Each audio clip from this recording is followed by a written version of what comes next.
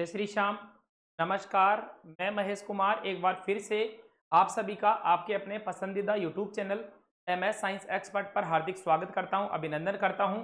Rajasthan university के exam चल रहे हैं, कोटा यूनिवर्सिटी के भी चल रहे हैं और मैं आपके लिए समय समय पर इंपॉर्टेंट क्वेश्चन आपको उपलब्ध करवा रहा हूं और उम्मीद करता हूं कि काफ़ी क्वेश्चन, बहुत ज़्यादा क्वेश्चन एग्जाम में देखने को मिल रहे हैं। इसलिए आप सभी का प्यार और स्नेह और बाबा श्याम का आशीर्वाद चैनल को मिल रहा है और बच्चे बहुत प्यारे प्यारे कमेंट कर रहे हैं। इतने प्यारे कमेंट, सोच रहा हूँ कि एक दिन लाइव आकर सारे कमेंट पढ़ डालूं, लेकिन अभी समय नहीं है। एक दिन सबके नाम, बच्चे का भी कमेंट में शायद हमारा भी नाम लो, सबका नाम लेंगे, एक दिन सारे कमेंट पढ़ दूंगा। तो बहुत बढ़िया लग रहा है और मौसम भी काफ़ी सही हो गया है, बरसात सभी जगह सही हो रही है, पढ़ाई का मन भी लग रहा है, बच्चे पढ़ाई भी कर रहे हैं, एग्जाम भी दे रहे हैं, सब चीज़ सही समय पर सही व्यवस्थित चल रही है। इसी के साथ आज की क्लास में मैं लेकर आया हूँ आपके लिए बहुत ही इंपॉर्टेंट क्वेश्चन चीज में। देखिए बेटा, राजस्थान यूनिवर्सिटी के वे सभी स्टूडेंट जो अभी राजस्थान यूनिवर्सिटी के सभी स्टूडेंट जो अभी, अब बोलोगे सर सेकंड सेमेस्टर के तो एग्जाम हो गए, नहीं, सेकंड सेमेस्टर के तो एग्जाम हो गए, लेकिन वे स्टूडेंट जो अभी फोर्थ सेमेस्टर में हैं और सिक्स सेमेस्टर में, समझना मेरी बात, ये क्लास किन स्टूडेंट्स के लिए है? वे सभी स्टूडेंट जो अभी फोर्थ का एग्जाम दे रहे हैं और सिक्स का भी दे रहे हैं, लेकिन उनका कोई एक पेपर किस सब्जेक्ट का, जूलॉजी का, कौन से सेमेस्टर का, सेकंड सेमेस्टर का, सेकंड सेमेस्टर का कोई एक पेपर बैक था, समझ जाना मेरी बात। और ये जरूरी भी है, इसको पास करना अत्यंत आवश्यक है, इसको पास नहीं करे तो नॉट प्रमोटेड करार दे दिए जाओगे, इसमें कोई दो राय नहीं है। तो वे सभी स्टूडेंट जो हैं अभी किसमें, सिक्स सेमेस्टर में, देखो लिखा है ना मैंने, सिक्स और फोर्थ सेमेस्टर में हैं, लेकिन उनका सेकंड सेमेस्टर का पेपर बैक है, सेकंड सेमेस्टर का पेपर बैक है, तो उन सभी स्टूडेंट्स के लिए ये क्लास महत्वपूर्ण होने वाली है। बच्चे कमेंट भी कर रहे हैं कि सर सेकंड सेमेस्टर का बैक पेपर का इंपॉर्टेंट क्वेश्चन लाइए, ले आया आपके लिए आज में, ठीक है। आ जाइए, बढ़ते हैं हम अपनी क्लास की ओर।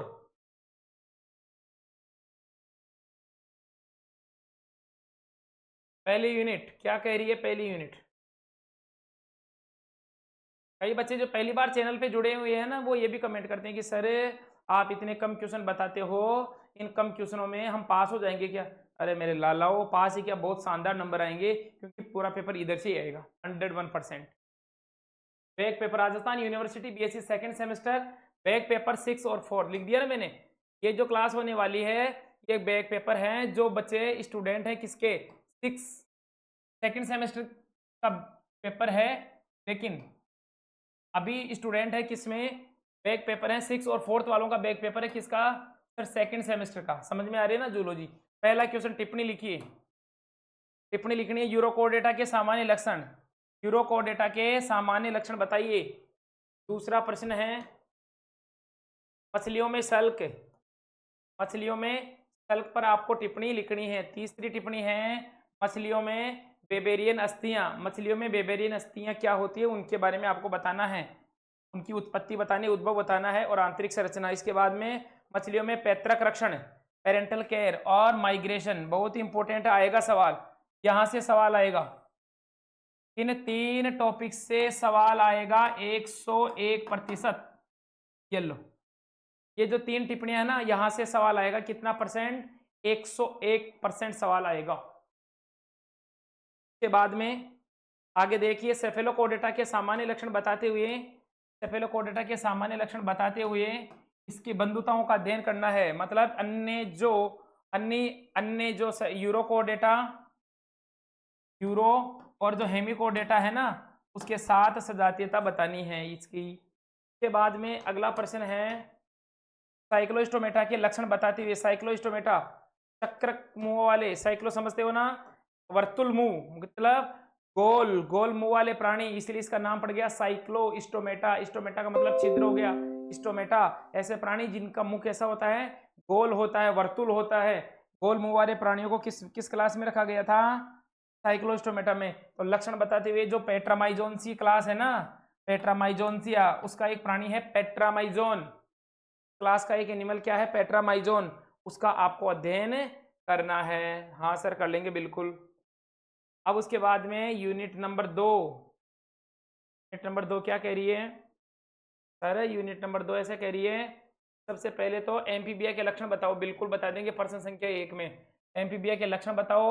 और नियोटेनी आएगा सवाल, नियोटेनी चीर भ्रूणता। और पेरेंटल केयर पैतृक रक्षण बताइए, किन में बताने हैं पेरेंटल केयर, एम्फीबिया के। आपको एक बात बताऊं, पेरेंटल केयर तो आप एम्फीबिया के, फिशीज के और एवीज के, ये सारे के सारे रट के जाओ, 101% यहाँ से एक सवाल आएगा। के बाद में सरीसृपों के सामान्य लक्षण, सरीसृपों के सामान्य लक्षण। जब आप रेप्टाइल्स के सामान्य लक्षण पढ़ो तब एक सवाल और पढ़ जाना जो मैंने लिखा नहीं, विषयुक्त या विषैले बोल दो, कोई बात नहीं, डिलीट करते हैं इसको। तो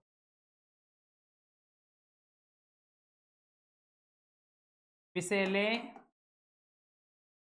और विषयुक्त, सॉरी फिर वही बात,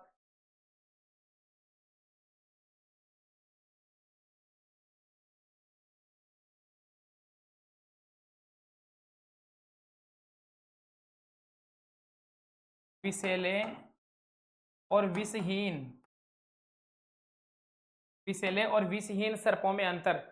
दो प्रकार के सांप देखने को मिलते हैं, एक तो वो जिनमें काफी मात्रा में जहर पाया जाता है, और एक जैसे इंडियन क्रेट जो होता है, कॉमन क्रेट, जिसमें काफी मात्रा में जहर होता है, और कुछ ऐसे सांप होते हैं जिनमें जहर नहीं होता है, ठीक है ना। तो उनमें आपको अंतर बताना है। चलो एक सवाल और दे दिया मैंने, पक्षियों में उड्डयन अनुकूलन, है ना, फ्लाइट एडेप्टेशन और प्रवास, पक्षियों में प्रवास बताइए। स्तनधारियों में दंत विन्यास और अनुकूली विकर्ण पर आपको टिप्पणी लिखनी है। ये लो, सेकंड यूनिट से तो मात्र ये 4 सवाल हैं, इनमें से आपको 2 सवाल एग्जाम में देखने को मिल जाएंगे। थर्ड यूनिट में क्या है सर, थर्ड यूनिट में विदलन के तल और विदलन के प्ररूप। देखो विदलन की परिभाषा भी आपको याद करके जानी है, उसके बाद में विदलन के तल कौन कौन से होते हैं और विदलन के प्ररूप कौन कौन से होते हैं। तल अलग चीज होती है और प्ररूप अलग चीज होती है। कई बार क्या होता है कि एग्जामिनर पूछता तल है, बच्चे लिखते प्ररूप है, पूछता प्ररूप है लिखते तल है, तो वो गलती मत करना बेटा। उसके बाद में ब्लास्टुलेशन और मोरुलेशन, ब्लास्टुला का बनना ब्लास्टुला कहलाता है और मोरुला तूतक जिसको बोलते हैं तो मोरुलेशन कहलाता है। तो दोनों में अंतर बताना है। पार्थेनोजेनेसिस एनिशियक जनन बहुत ही इंपॉर्टेंट है, प्राकृतिक और कृत्रिम एनिशियक जनन, ठीक है ना, पूछता है यहाँ से सवाल। और भ्रूणीय प्रेरण एम्ब्रियोनिक इंडेक्शन, जनन स्तरों का भविष्य, मतलब जो गेस्टुलेशन के बाद में 3 जनन स्तर बनते हैं ना बेटा, कौन से, एक्टो, मीजो और एंडो, 3 स्तर बनते हैं ना, तो उनसे आगे चलकर कौन कौन से अंगों का निर्माण होता है, वही जनन स्तरों का भविष्य होता है। तो उस पर आपको टिप्पणी करनी है बढ़िया तरीके से, कम 1.5 पेज भर के आना है, और फेट मैप ये आपको बताना है। मेंढक में कायांतरण, एक बात और बता देता हूं, बस इस साल की टेंशन है, second semester, 4th semester, 6th semester वाले स्टूडेंट, आगे से आपको जितने भी क्वेश्चन बताता हूं उनकी रिकॉर्डेड क्लास भी यूट्यूब पर देखने को मिलेगी। ये आपके लिए गुड न्यूज है, मैं ही पढ़ाऊंगा खुद ही, समझ रहे हो मेरी बात। पहले ही बता दूंगा, क्लास से पहले अपलोड कर दी जाएगी, फिर जब बच्चे कमेंट करेंगे ना क्या सर इसका आंसर कहाँ से देखें, तो मैं बोल दूंगा क्या, इन सब की क्लासें हमारे यूट्यूब चैनल पर उपस्थित है, उपलब्ध है, अपलोड है। समझ रहे हो मेरी बात। हाँ सर बिल्कुल। मेंढक में कायांतरण बिल्कुल बहुत ही महत्वपूर्ण सवाल है। अतिरिक्त एम्ब्रियोनिक झिल्लियां EM, एक्स्ट्रा एम्ब्रियोनिक मेम्ब्रेन, झिल्लियों के कार्य और प्रकार कितने प्रकार की होती है, एलेंटोइस, कैरियन, यॉर्कसेक, समझ रहे हो मेरी बात, वो बतानी है। प्लेसेंटा के कार्य, प्लेसेंटा क्या होता है, इसके क्या फंक्शन है, और कितने प्रकार का, पाती, अपाती, विपरीत पाती, चपाती तो नहीं, चपाती नहीं बेटा, कहीं चपाती भी लिखी, और प्रसव। चलो 4 इस यूनिट से तो ये सारे इंपॉर्टेंट लग रहे हैं मेरे को, ऐसा ही पेपर में यही छप कर आएगा 101%, ठीक है बेटा। आपको अगर हमारे द्वारा बताई गई ये जो क्लास है, ये जो वीडियो है अच्छा लगता है तो आप लाइक ज़रूर करें और अपने दोस्तों के पास शेयर करें। मिलते हैं नेक्स्ट क्लास में, और प्यारे प्यारे कमेंट किया करो, आपके कौन कौन से पेपर अभी बच रहे हैं, कौन कौन से इंपॉर्टेंट क्वेश्चन चाहिए जल्दी में। और कोटा यूनिवर्सिटी वालों, आज एक बच्चे ने कमेंट किया कि सर 6 सेमेस्टर के बिल्कुल आज ही, आज का मतलब 24 जो डेट है ना, 24 या 25 जो भी, इसी तारीख को आज ही आपको 6 सेमेस्टर के इंपॉर्टेंट क्वेश्चन देखने को मिल जाएंगे। ठीक है, मिलते हैं नेक्स्ट क्लास में, तब तक के लिए जय श्री श्याम, राधे कृष्णा।